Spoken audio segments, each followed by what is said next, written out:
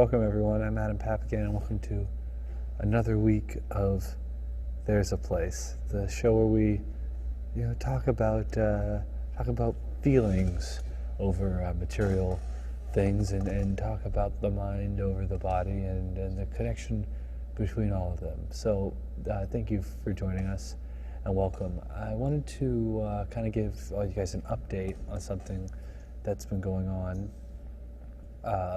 We've been talking about on the show. It's the My Brother and Me restaurant that I put on recently. Past couple weeks I've been talking about, there was a show on Nickelodeon that aired in the 90s. It was only 13 episodes, but they ran it a lot. And it's about this black family living in Charlotte, and it was not the best show, but there was something really kind of sweet about it. And it's just, for some reason, really left a deep mark on me. I really remember it. I remember every episode, and I remember all these details about it. So I decided to recreate one of the locations on the show.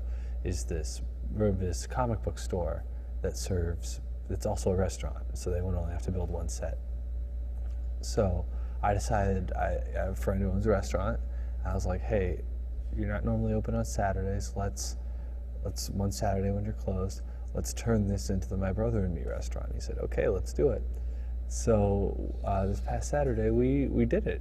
It was a Greek restaurant, but we got chili dogs and pie, which is stuff from the show. And we cooked it all up, and it was really fun. We made it look like a comic book store. I got probably about $400 worth of toys from Target, and Toys R Us too, and decorated the whole store with them, hung them up, and we had some comic books donated, and some records and stuff we were selling, and it really did look a lot like a comic book store. And we had in the corner the TV positioned, and we were playing all the episodes of My Brother and Me. The restaurant was in Vernon, which is an industrial part of town, and there's nobody there on the weekend, so it was really kind of like the middle of nowhere, but people did make the trek out there, and even people who claim not to remember the show, because when I would be like, yeah, My Brother and Me, people would be like, no, I don't remember it. I'd be like, no, come on, you definitely remember. I refuse to believe that people didn't remember this show. And so when people came in, they're like, oh yeah, I remember this now. And it was really interesting to see, like, we recreated the set, like, pretty close, and had the episodes playing. And that's what it took. Those are the lengths we had to go to get people to remember this show. So, imagine if more things were themed, if more things were modeled after something. Imagine the things we could be remembering and reminiscing about and enjoying. But the lesson of this story is, all day, it was just friends of mine coming in, having a hot dog, having some fries, whatever. Finally, towards the end of the day, these two guys roll up, probably like mid-30s, and they roll up in this Mercedes, and they're like, yeah, this was the only thing open. It was this or McDonald's, so giving you guys a shot. They're kind of skeptical, but we hooked them up. We gave them so much fries and like really big chili dogs. We used all beef, obviously. That's the way to go with hot dogs. And they didn't remember the show. They just thought it was a regular restaurant. But when they saw the comics, they were super stoked. And they're like, oh man, these are only $1. They're going through them. They ended up buying 6 comic books. They were the only people who bought any comic books or any of the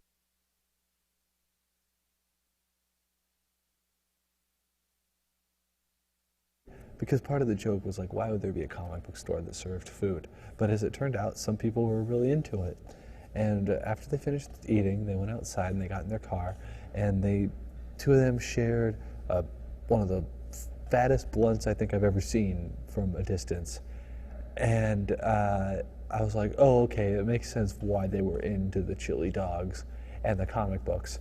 And it just goes to show you, well, it's a crazy idea making this totally obscure show, making the comic book store into a real store, but there is something to be said for knowing your demographic and knowing what kind of people would appreciate a good idea, besides so many kind of associations.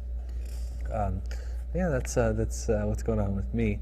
Tonight we have another one of these Drumbox crossover shows. I love it when we do these. We have people come on who have other shows on the website, on the channel, and they talk about their shows, but we treat them like their family on There's a Place. So tonight my guest is the host of Truth Noir, the show that precedes this one, follows this one. Yeah, that's right. I don't know. Maybe time is backwards. The parallel universe. Maybe it does proceed. That's the kind of stuff we talk about on Truth Noir. I had the pleasure of being on it last week. It's a great show. But please welcome the host of Truth Noir to this show. There's a place, Norm.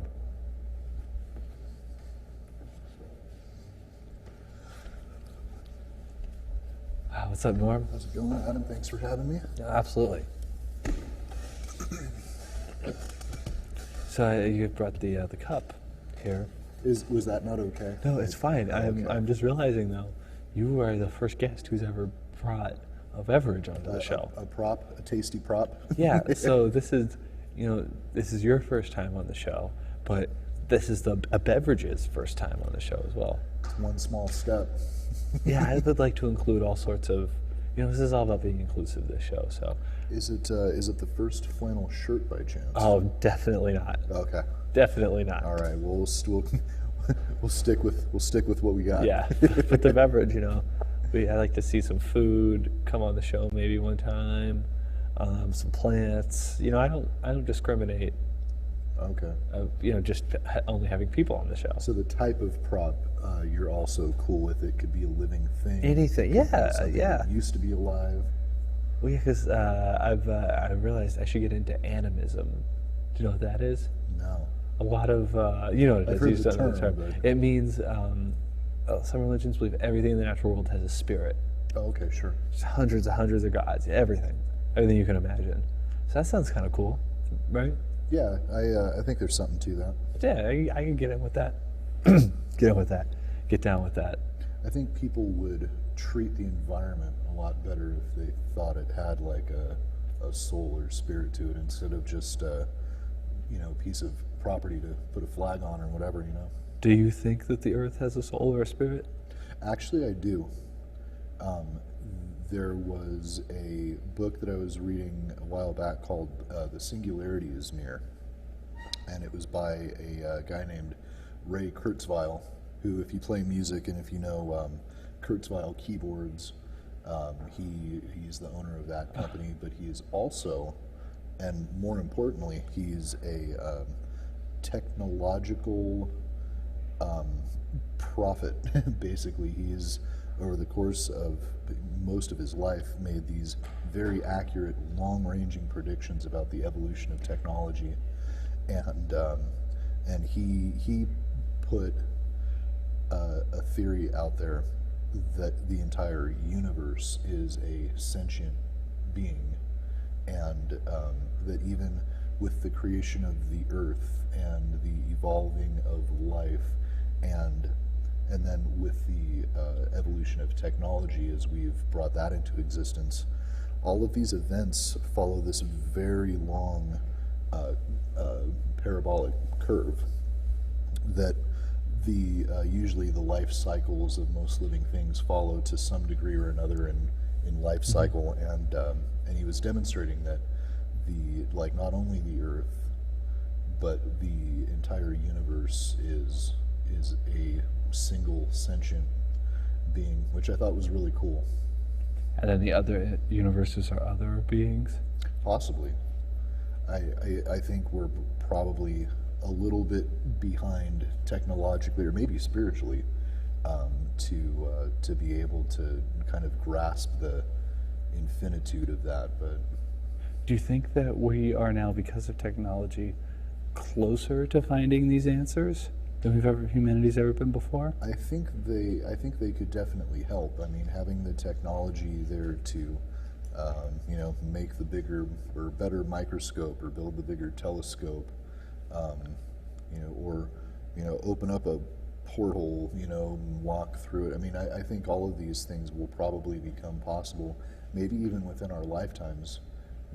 One thing that Kurzweil was saying was that probably pretty soon he predicts that the computer will be created that is able to assimilate human behavior and actually attain consciousness itself. And see, I don't know if it could ever get that far, and this is why. You and I are both humans, right? Of course. Presumably. I am. No, I seriously, I am. I think, but and I think you are too. You're not a I'm reptile or pretty sure. anything. Okay, but how often do we not know how to act like humans? How many situations are you in where you're not sure how to act, Well, yeah, that's very true. and you can't pick up on social cues? How is a computer going to do this? Yeah, well, a lot of that is like pattern recognition, and that it turns out that that's something that can be programmed to some level of predictability, at least to the amount that any human, maybe a socially stunted human might be, but they're making those roads pretty quick. But anybody who's designing these programs is probably going to be some nerd computer scientist, and they're probably not going to be very well socially adjusted. They might not see a whole lot of sunlight either. That's true. So we need to get like hustlers, like people who are like good salesmen, and like Right, yeah, maybe should get all the actors and the all the preachers and stuff, like so that, like people who are good at manipulating people. I don't know if that's because okay, think about it this way: if you have all of that skill, but then you're able to have this computer speed ability to process information. Oh yeah, because those guys are usually dumb. You'd be ruling the world. That's an idea for a movie. An old-timey criminal, like That gets freeze dried. like Al Capone type. He gets freeze dried and then combined, back. but he falls into a computer or something. Humanity will perish if Al Capone doesn't come back to teach the computer what it needs to know about organized crime. It's called cybercrime. I like it, man. Yeah, it's just one of the possible scenarios from all this For technology. sure. Well, I mean, as they say, there's no original stories left being told, so I think that definitely breaks the mold. It is kind of similar to any other movie about somebody getting frozen and like, what would happen if they came in modern times? Or my mother, the car. Yes. Did you ever see that show? I did, yeah. It was pretty cheeseball. It's fun though. Yeah, that falls into that category for me, where it's like, it's like if a movie's really good, it's so easy to pick apart, because you're just like looking for something that's wrong with it. Mm-hmm. But I feel like as you go down the quality level, you get more. At least I do. I get more and more forgiving. Yeah, Like, My Mother the Car. The acting is so bad on My Mother the Car. Like, they didn't even develop the story. The first season was so Right. much better. yeah, it's like you don't. Yeah, it's like watching Showgirls. It's not like you don't watch it because it's teaching you how to write a great screenplay. Yeah. You watch it because it's bad and it's funny. Yeah, just watching it. Yeah, My Mother the Car. That's a good one. She's a classic car too. Oh yeah. So that is Had to how be. they explain like why the car needs to go to certain situations. It's like, well, it's this classic car, so it needs to go to the fair. Everybody wants to see Right. it. Oh, it's got to be at the ribbon cutting of the grocery store. Whatever. It's a shame that they don't do a reboot of that. Yeah, My Mother the Car. They did Herbie. They redid Herbie A couple times, I think. Yeah. Those, I don't know. How do you feel about reboots? I don't know, man. I think there's some of them that it's appropriate for, or at least they do well. Like the reboot they did of RoboCop, I really wanted to dislike, and I was like, it's not bad. They added a couple elements that sort of brought it into modern times, like the RoboCops or whatever were like these robot soldiers in the Middle East, and so they were having problems with them because the robots they were like the Ed 209 in the previous one with just no emotion, and then they were like, okay, well we need a robot but with like a real solid like good cop human component to it, and so the event came about where they had that available to them, but so that one was fine. Maybe the Cyber Al Capone from my movie Cyber Al Capone could fight RoboCop. Oh my goodness, That's a crossover right there. RoboCop 6 right there. What, 4? There were 3 of them, right? Before Yeah, the too reboot? many. RoboCop, too many. RoboCop, Too many. I remember the one where he flies, flying RoboCop. Remember the Rocketeer? I like the Rocketeer. The like Art Deco Oh yeah, superhero? yeah, That was cool. yeah. They call that cyberpunk now. Oh yeah, is that what that is? Yeah, it's kind of something like that. It's like if robots existed and were made in the fashion of the day, and so you get some pretty ornate little techno bits. That it's a fun genre. Yeah, I would.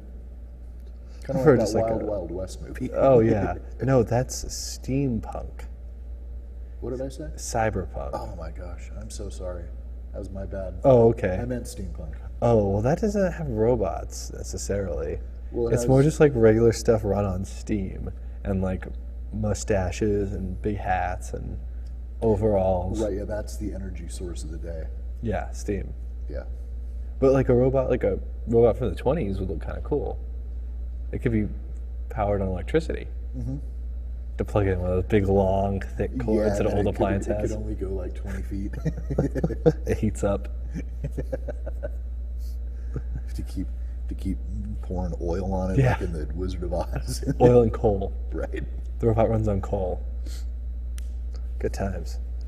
Norm, I know it's impolite to ask a lady's age, and you're no exception here. But do you remember the 1984 Olympics? Were you around Ladies' then? age. Yeah, I'm just saying we're equal show, so when I ask a for lady's sure. age, I'm not going to ask your age either. But are you old That's enough to all right. remember the '84 Olympics? I do, and I lived on the street where the Olympic torch was being run down. And so, I remember like holding a balloon, seeing the torch run by, not understanding why it was a big deal. but yeah, I do. I remember a couple little bits and pieces from it. Yeah. Was it cool? Yeah. Yeah, let's see, my dad always liked watching archery. He liked the field sports, so that was kind of my first foyer into Olympic events. Did you go to any of them though when they were here? No, we didn't go. But you saw the torch. That's cool.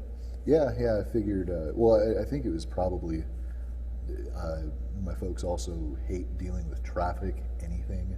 So driving into downtown to the Coliseum and go see the Olympics was not a thing we were going to do. But I've become very interested in the '84 Olympics recently. really, Yeah, because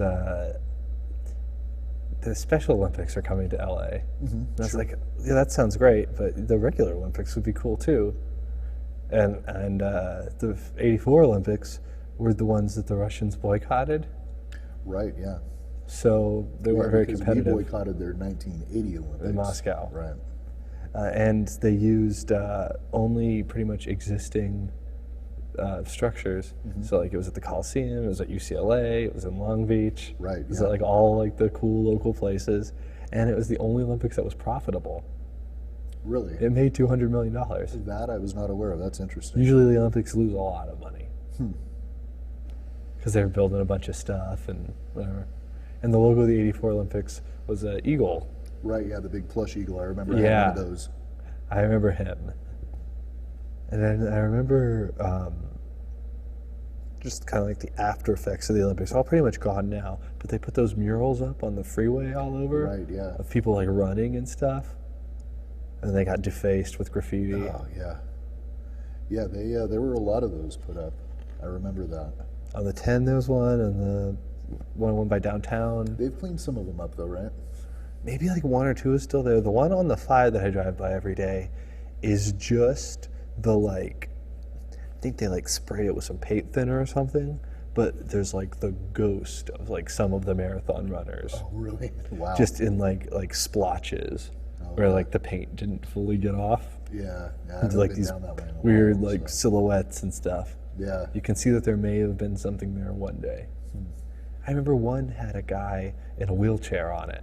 I think the one on the 10. Like a giant guy in like Yeah. a futuristic wheelchair. Do you remember that? I do. Yeah. That was pretty cool. Speaking of things like that, What's up with on the 110 by the LA Philharmonic, that giant painting of that lady playing the violin? Oh yeah, it's a little off-putting, huh? Yeah, who's that lady? I don't know. She must be like the concert master or something. Like, But not still, probably. That's been up there a long time. yeah, they changed personnel quite a bit, so it would seem like I don't know. Maybe they were a bunch of actors or people that they just dressed up. Maybe she's not in the orchestra at all. Why would they do that? What other city? Can you think of any other city, any other famous Yeah, landmarks? they put these big imposing musicians Yeah. just giving you looks. Oh, we should go to the Philharmonic. Yeah, of course, because look. That's a nice dress she's wearing. Yeah, they look nice. Yeah, no, they're a little intimidating. And their hairstyles are. See, that's why you never want to do a likeness of someone that's too realistic, because the hairstyles always change. Mm-hmm. So, I'm sure in 100 years, if it's still up, it'll kind of get be like, oh, she looks like Elaine from Seinfeld. That's how hair was back then. There's Right, Rachel yeah. hair and Elaine hair. But Yeah. but just 15, 20 years on it, she looks kind of like a fuddy-duddy. Yeah, it'll definitely be dated pretty soon. I think it kind of is already, because that's been up there for quite a while now, right? Yeah, but like a modern, like minimalist representation of somebody just kind of like a triangle playing a harp or something like that. Mm-hmm. That would go a lot further, I feel. Yeah, and it would last a lot longer. It would create less of a outcry to be changed later on, I think. But then here we are talking about the lady in the Philharmonic. Yeah, well, she's stood the test of time so far. Good for her. I think because people can't get up that high to do graffiti on it. You need some serious equipment to deface that one. That's a good way to combat graffiti. Yeah, right. Put everything up really high. So only the window washers can get Yeah, to people it. can't reach it. Yeah. Oh no. People, I think, they would throw paint up there. That would be the new graffiti. You'd have people getting written up for attempted graffiti. Do you like graffiti? What's your opinion on graffiti? I think if it's art, it's cool. Like if you're tagging up a gang sign and marking territory, I don't think that should be going on. As art, what do you think about it? Is I it think good some of art them or that are- bad art? I think some of them are great. I mean, some of the muralists are amazing. And obviously you have the, descending scale of quality. But I mean, usually if you find a good mural artist that is able to put up something cool, like those old Olympic murals. I was just about to say. Those were good. Well, okay, but that's not. Okay, which would you rather take? Which would you rather see out in the landscape? Some really, really, really good graffiti, like the best graffiti, or a so-so Olympic mural? I'd rather see awesome graffiti. Oh, I'd rather see the Olympic mural. Really? I don't like text art. A lot of it's just like somebody's name, and you can't even read it. Well, no, true. Maybe we're on a little bit different page. Like graffiti murals, like with that kind of style and representation, I like. Because I think it'd get boring after a while just looking at murals of dudes running through space with like broken stone columns floating around. That is one of them. The That broken is stone one- column yeah, one. That's the one on the 101. In space. That one is still there. That one's awesome. I like it. That's the coolest one. I like it, but I think But somebody's name scratched into a bathroom mirror. not so much. No. So Norm, it's the summertime now. That's my favorite season. What's your favorite season? My favorite is autumn. Okay. Definitely an autumn cat. What do you like about the autumn? I like that the mosquitoes kind of start going away a little bit. The weather gets a little cooler. Stars come out earlier. What about non-physical things? What about like vibe-wise? What do you like about autumn? I don't know. I feel like it's the sort of gateway to the new year, and like a lot of my life events, sort of, and holidays that I like, sort of come in succession around that time. Like you have Halloween, and then my birthday is right in there, and then Thanksgiving and Christmas, and so it's just kind of a like you see family a lot more for me, and you know, we all pretend to like each other during that period of time, and so overall, I think it's just my my preferred time of year. And your least favorite? My least favorite, I'd have to say summer, for the sole reason that I don't do well in the heat. Mm. That's the only reason. I like the long days, you know, and I like being able to go outside and doing things for a longer period of time. But yeah, it's just the heat that gets me, and I'm not a beach person either, so. Beach is overrated. The water gets less and less fun every time you go to it. A pool, remember your kid going to the pool, so fun, you just jump into it, that was fun. Yeah, not anymore. Yeah. Now it's just like, oh man, yeah, I keep getting out to get beer. It's just like a place to drink beer that's wet. Right. Yeah, pretty much. There's like, yeah, it's like summertime like specifically summertime stuff, like going to the pool, going to the beach, sitting out in 110 degree heat, having a barbecue, or, you know, not quite for me. A summer activity that's coming up here just in a few days, 4th of July. Mm-hmm. This year, 4th of July is on a Saturday, so people are like, the official day to celebrate it is on Friday. Oh, really? Yeah, that's the official government holiday. That's when everything's closed. Okay. That's the 3rd. But then people are doing like fireworks displays on the 3rd. What do you think about that? I don't know. I'm very against it. I know, you know, and they do that with Halloween too. Sometimes if Halloween is like on a Monday, they'll do it on a Sunday or something, so that the kids are not staying up late getting all sugar rushed for school. And yeah, I mean, I just kind of feel like wait for it, you know, like have your little thing during the weekday time or whatever, or you know, yeah, celebrate it the day of. That's the reason they picked the day. Yeah. It's not like around the 4th. And then it totally ruins it for the 4th of July. Yeah, it's like that was when they all signed the piece of paper. It was a big deal. Oddly enough, a little historical tidbit. Do you know what King George's diary entry was on July 4th, 1776? What was that? He wrote down, "Nothing important happened today." At that point, you could just not write anything down, I feel. I don't know, I guess he was one of those people that like forced himself to like write something down even if he didn't have anything to say. So that was because obviously news hadn't gotten to him yet that you know, the United States of America had been born, because he lived quite a ways away. Yeah. Yeah, that's can't send an iMessage. No, not at Back the time. then. You needed carrier pigeons or dudes on boats. How'd you like that job? The guy whose job it is to like take the declaration over to the king. You Bring the declaration to the king to let him know. Yeah, I don't know. They don't. I'd have this look on my face the whole time. They're not into it. I'm sorry. That's Yeah, they're moving out. Yeah, They just took their stuff and left. I don't know. I would pretend to be just as outraged as I figured he would be. Like, King, you will not believe what just happened, man.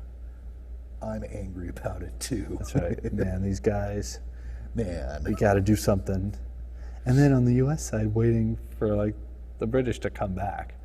Because once you send the message off, that's, you know, every day you're just waiting. Yeah, and then it's like a couple months journey, right? Yeah, so you know, for like the first time. month, you're like, oh, this country we got is awesome. This is great. It's going declare great. independence. And the wait starts. But then after about 6 weeks, you're like, okay, he definitely knows by now. It's like when you like send an email like you shouldn't have sent or whatever, or like you sent like a text or something like that. You know they read it. And you're just waiting for a response or them not responding. King George didn't text the U.S. back. King George unfriended America. Mm-hmm. Well, it all worked out. Yeah, it seemed to. We have that groovy holiday with the fireworks. Yeah. Of course, in England they have Guy Fawkes Day, also firework day. Which one? Guy Fawkes Day. Oh, right, yeah, November 5th, I believe, right? That would be good weather for fireworks, because you do them earlier. Mm-hmm. Yeah, get everyone out and home earlier. By 8 o'clock, you're done. Yep. You've seen all the fireworks. In recent years, they've been adding shapes to fireworks. Yeah, I think those are neat. Those are very cool. I wonder how they're doing it and why it took them so long to change up the fireworks. Yeah, it's some pretty ambitious pyro engineering or whatever. From what I've heard, they just you have your aerial bomb, and it's whatever shape that it is, and basically running through that, there's like your main fuse, and then all of these, then it launches. It has a thing that launches. It has a charge in it, and then there's basically the equivalent of little tiny fuses that run throughout the rest of the aerial bomb. And so if you want something that looks like a heart or a flower, you arrange your individual little tiny charges in that shape, and you angle them out a certain way. And then when it gets up to a certain height, those charges will hopefully light at the same time and create your shape effect, at least from what I understand. But who'd you hear that from? there was some kind of documentary about one of the fireworks makers that was doing real cool stuff like that. Documentary on a fireworks maker. Okay. Into it. I'm not a fan of people who go to the fireworks stand outside of LA and then just set them off at night. Yeah, I know, right? It's just like, come on, guys. Thankfully, when the 4th of July happens, though, they're going to get it all out of their system. Occasionally, you'll see them for like a week or two after. Mm-hmm. But that's a good thing about the 4th of July. Is you like today's the 1st, I saw one going off. It scared the hell out of me. I was like right outside of my car. And I was like, well, a couple more days. It would be weird if they kept doing it. So before 4th of July, everyone gives them a pass. They're like, oh, they're getting excited for the 4th of July. Right. But by the 7th, the 8th, social pressure. Yeah, and it's like, I don't know, we still got 10 boxes of these left. What do we do? Same for next year. Do fireworks keep? I'm not sure. I imagine it would keep as well as any other kind of, combustible thing. You just have to not get it wet. Keep it in a cool, dry place. I like that bomb from cartoons, the big black one. Oh, yeah. With the long fuse. Where do I get one of those? I believe those are made by a company called Acme. Oh, okay. And I think you have to be a cartoon character. You have to be part of the Cartoon Characters Union. Ah, the unions. And you also have to be a villain to purchase them. It's legal to own if you're a good guy cartoon character, but you have to steal it from the villain. Okay. I believe. Got it. Good to know. And never mind. Let's go talk more about cartoon stuff. But I just started thinking about umbrellas. You open it, the anvil drops on. Oh yeah, it bounces off. But umbrella is something I've seen in real life. A lot of stuff from cartoons I've never seen in real life. I've never seen the big black bomb. I don't think I've ever seen an anvil that looked like that. Not exactly like that. Right, yeah. Yeah, and certainly not one that you can just carry around I don't know if I've ever seen a switchboard in real life. Yeah, those went out quite a while ago. But they're in cartoons. I mean, it's probably just the same cartoons from back then. The cartoons were made at a time when switchboards did exist. And so cartoons had a much longer shelf life than the technology. Yeah. What about the black spot from cartoons? Oh man, the black spot, you could do anything with it. Yeah. Like fold it up. That was a really cool abstract thing. I liked that. Yeah. Yeah, the black spot was definitely a game changer in plot development. I mean, without it, there's a lot of cartoons that couldn't have happened. And then you know what you do to combat it, right? Spot remover. Yep. Yep, or you paint over it. Yeah. Yeah, that's all good stuff. Yeah, they don't make cartoons like they do anymore. I don't think. Not to say that there aren't still good cartoons, but with like the really old school classical music that, you know, like I know I learned without realizing it so much about classical music from watching all the old Warner Brothers cartoons. And I don't really think kids have that kind of exposure to what I feel is a pretty major, you know, cultural heritage, you know. Having that kind of musical exposure at that age, I'm grateful for having it, and it doesn't seem like that goes around too much anymore. Well, to play devil's advocate a little bit, they were probably only using that music because it was royalty free. That could be. That could be. But then a good benefit came out of it. Well, yeah, so it was a win-win, I suppose. But yeah, I miss the Warner Brothers, all of it, even the stuff that happened, you know, whenever the Animaniacs happened. I like that one too. Those were fun.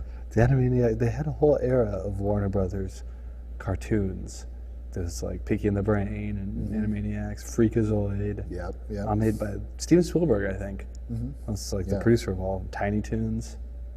And they were very, very 90s, very postmodern, very meta, is what you would call it today. Yeah. Steven Spielberg had a pretty good TV run, even while he was doing his major motion pictures, because I remember that show, what was it, Amazing Stories? Did you ever watch that? No, what's that? Amazing Stories was, it was Spielberg and I think George Lucas collaborated on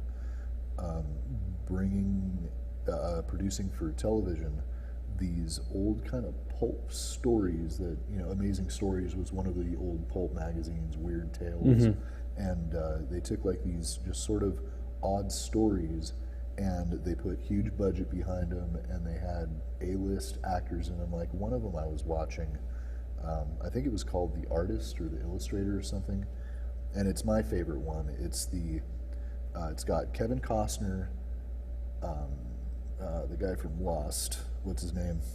Kiefer Sutherland. Some big name actors, and a couple other names. And they're flying one last bomber mission during World War II. And they got this young kid that's sitting in the belly gunner turret, and he's like their good luck charm because he's always drawing pictures, and you know, they've had however many successful missions without any injuries, and they set it up to where like, all right, man, and he's like, all right, you guys, this is our last mission. I'm gonna go home. I'm gonna marry my girl, and I'm gonna get a job, you know, drawn for Walt Disney Studios. And so they get in a dogfight, and this piece of debris crashes into the plane, and to the point where the guy can't get out of his belly gunner turret. And they're like, all right, no problem. We'll just land. We'll get you out. Still A+, you know. No one really got hurt. But then the landing gear won't go down, and they're going to have to skim in on the runway. And so they spend the whole episode thinking of ways to help this kid out. Like they take a parachute, all the parachute silk out and feed it through the one area, you know, that they can, but then it rips. And he's like, well, what if I kick out the plexiglass and I jump over the forest, you know, and just all this stuff. And you're like, oh man, this kid's gonna die. And they built him up so much, you're like, your heart's aching for him. And so he goes into this like kind of trance, and he starts drawing this picture of the airplane that they're in, and it's got these big giant cartoon wheels on it, and he gives it to the guy to give to the captain, which is Kevin Costner, and he's like, just give this to the captain, tell him to think about it, all of you think about it. And they're like, try the gear one more time, and he's like, I'm not going to try the gear, I don't want to get this kid's hopes up, this is already a horrible enough situation. And so Kiefer Sutherland looks over and he's like, man, come on, try one last time for the kid. And they're coming in for approach, and they got a priest standing at the tower with the kid's fiance, and they're reading his last rites over the loudspeakers. It's just this dismal scene. And so they're coming in, and so he finally tries the gear one last time, and the big giant cartoon wheels plop out like, you know, Roger Rabbit looking, you know, wheels. And they land, and this kid's like in a daze still. He's just like, he's got his hands like, you know. And so they finally get cutting torches, and they're able to cut him out. And they're like, don't jostle him. They get him out away safe. And they're like, all right, kid, wake up, you know. And he comes out of his trance, and the wheels disappear, and the belly gunner turret gets smashed. And so it was stories like that, you know, that were just like super imaginative and like very engaging. And it was one of the shows when I was a little kid that was one of the few ones that I was allowed to stay up late for. Any other shows you're allowed to stay up late for? At the time? Yeah. Benny Hill. Yeah, we don't want you watching any of this crap that's on late. Check out Benny Hill. Yeah, that's fun for all. You like music? Listen to the saxophone. Look at these women; they're beautiful. Yeah, right. Norm, tell us about Truth Noir. Truth Noir is the show that airs after this one. Follows it. Follows, yes. Or precedes. In some universes, that might actually be the case. But it's a show that seeks to, you know, kind of basically shed some light on some of the odd things that are happening in the world, some of the corruption that is occurring in the world that is not either is not getting a satisfactory answer, or that you know, that is being overlooked in some way by mainstream media. And so I try to stick to that kind of stuff. I'll let the news talk about how you should be supportive of you know, Caitlyn Jenner, which of course you should. You know, I'll let them deal with all of that kind of stuff, but I think that a lot of that stuff, when they just bombard you on the news with it, is kind of distractionary from a lot of other important things that are not being talked about, and that people are not being given information about, that is affecting their lives. And so, and yeah, you've been a guest on before. We'll welcome you back tonight in a few minutes. That's right. We're hanging out for 2 hours tonight. Yeah, man. This is kind of like we were driving to San Diego together. A little bit. Maybe going to see the Chargers play, or go watch some whales jump out of the water. We're right around South Orange County right now. Right. Yeah, we're Laguna Niguel. We're getting there. Pretty soon we'll be getting to I like to call them the big nuclear tits. Oh yeah. That's so what is that, San Onofre? Nuclear power plant. Is that still running? Yeah. There's a disaster there recently. Some problem there recently, I think. Oh really? Okay. Yeah, that's how I know. I think. I don't know what to think. I know, yeah, it seemed like they were shutting all the nuclear power plants down, and then now they're not. Is nuclear power a conspiracy? No, I think it was a good attempt. You know, I think it was an attempt to make a, you know, a relatively non-polluting. I mean, obviously you have nuclear waste, and that's bad news, but you're not belching trillions of pounds of carbon monoxide in the air burning coal, or, you know, something like that. And so I think it was a good attempt for its time. But I think there's other energy sources that are coming about that are now very viable. Like solar power was way expensive and it wasn't very efficient at the time, but now it's coming up to such, you know, a level of efficiency that, you know, you have these solar cells that, you know, you can basically decal on your windows, and you know, it's not like a giant monstrosity that you have to put up on the roof of your house.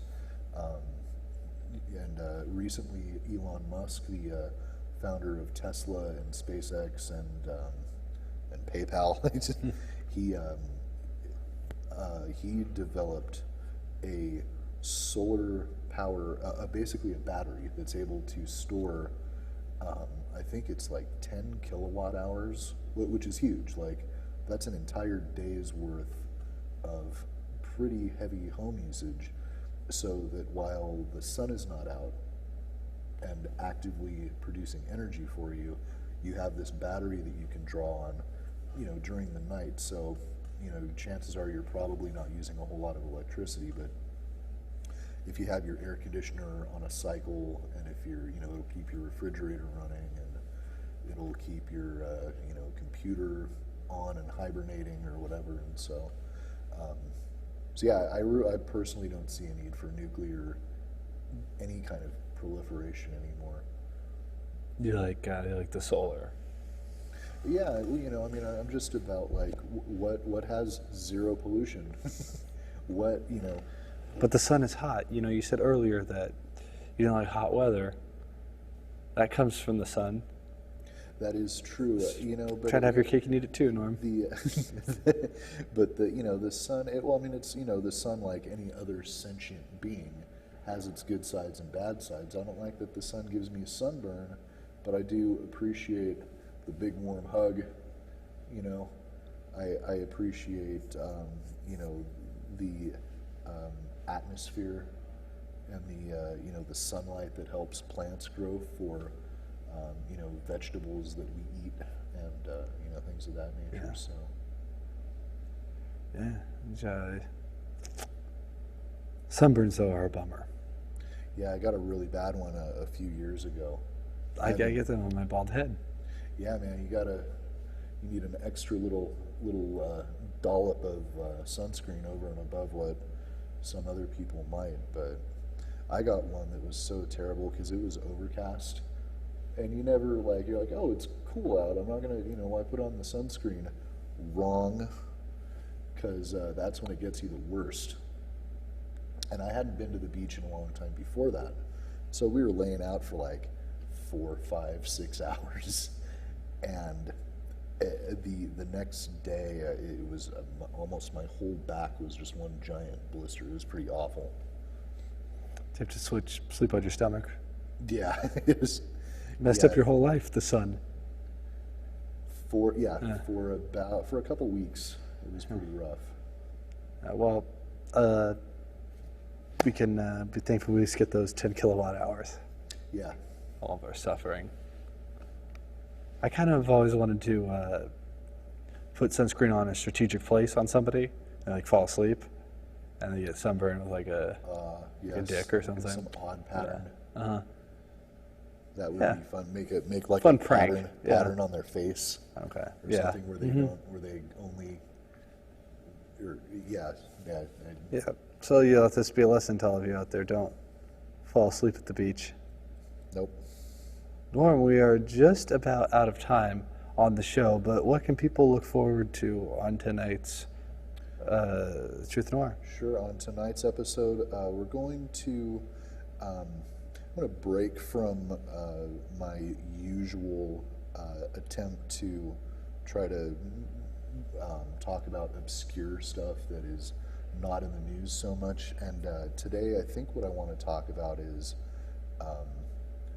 recently, you know, we had this Supreme Court decision that was passed in favor of gay marriage, and a lot of people, it's created a lot of stir. Many people are very happy about it, and there's a lot of people that are opposed to it because of religious reasons. And since there is a very large Christian community in America, I wanted to take a look at the Bible and talk about some of those scriptures and how they pertain to this decision specifically, and kind of analyze whether some of the extremist Christians are justified in being upset based on what what their main book says. So, all right. Well, I look forward to that discussion.